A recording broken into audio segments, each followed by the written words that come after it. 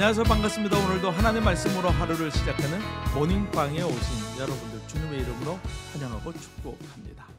상대방을 잘 이해하고 또 상대방이 느끼는 감정이나 기분을 비슷하게 느끼는 것, 이것을 심리학적 용어로 공감이라고 합니다. 현대사회에서 가장 중요한 것 중 하나가 바로 이 공감과 소통이죠. 함께 살아가는 사람의 마음을 느끼고 이해하고 또 리액션하는 것, 이것은 이 세상이 존재할 때부터 처음부터 중요한 삶의 덕목이었던 것입니다. 오늘 우리가 함께 묵상할 하나님의 말씀은 예레미야 20장 7절에서 8절 말씀입니다. 오늘 말씀은 예레미야 선지자의 탄식이 담겨져 있습니다. 선지자로 부르심을 받아 하나님의 말씀을 전하는 예레미야의 삶이 얼마나 힘든 삶이었는지를 고스란히 말씀해 주는 것이 오늘의 본문입니다. 당시 사람들은 예레미야 선지자가 전하는 메시지를 아주 싫어했습니다. 그 이유는 예레미야 선지자의 메시지가 파멸과 멸망이었기 때문이죠. 사람들의 귀에 듣기 좋은 소리가 아니라 예루살렘의 멸망만을 외치는 예레미야 선지자의 말은 사람들에게 미움을 받았습니다. 결국 예레미야 선지자는 매를 맞고 감금되기까지도 했죠. 예레미야 선지자가 선지자로서 회의감을 느끼게 된 것은 단지 매를 맞고 감금되었기 때문만은 아닙니다. 결정적인 이유는 말씀에 대해 반응하지 않는 사람들의 모습 때문이었어요.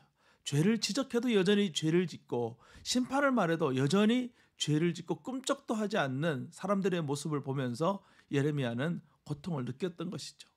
심지어 그동안 예레미야와 깊은 우정을 나눈 친구마저도 예레미야의 말을 듣지 않습니다. 아무도 듣지 않는 하나님의 말씀을 과연 계속 전해야 되는가?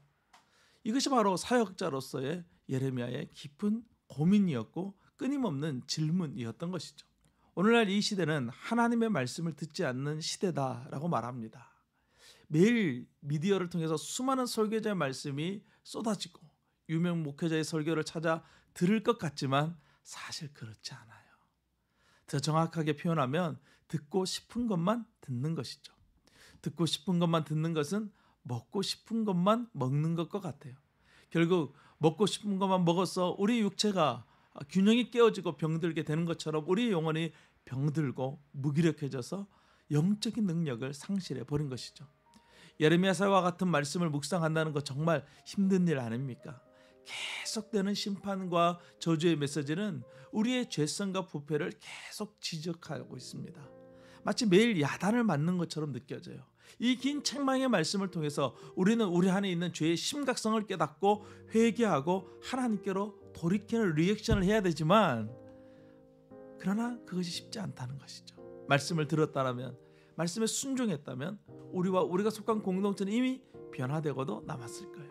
여전히 사람들은 하나님의 말씀을 듣는 것 같지만 듣지 않고 있습니다.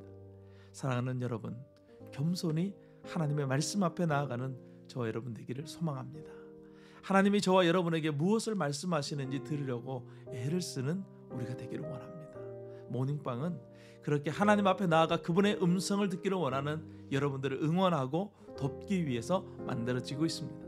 오늘도 겸손하게 살아계신 그 하나님 말씀 앞에 나아가 하나님의 마음을 공감하고 소통하고 그 하나님 말씀에 리액션할 수 있는 우리 모두가 될 수 있기를 간절히 소망합니다. 오늘도 주님과 함께 승리하세요. 샬롬.